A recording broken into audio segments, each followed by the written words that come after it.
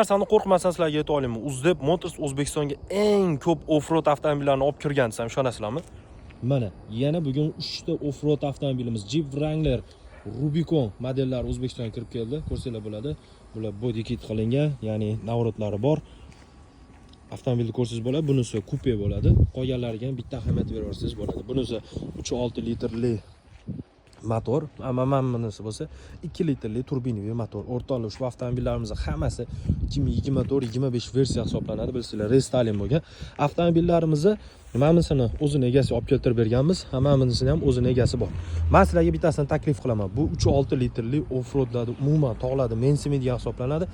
O'rtoqlar, ushbu avtomobilimizga navrot qilingan, hech narsa qilinmagan deb o'ylamanglar. Narda Gresvetda 3.6 ob'yomda sotuvda tayyor balonlarni ko'rsangiz ham bo'ladi. Off-road balonlar qalinligiga bitta ahamiyat bering. Ular qaranglar, qo'ydirib qo'yganmiz. Orqa tomonlariga ham o'zingiz ahamiyat bersangiz bo'ladi. Kim ushbu avtomobillar kerak bo'ladigan bo'lsa, pastga nomer qoldiraman, aloqaga chiqinglar.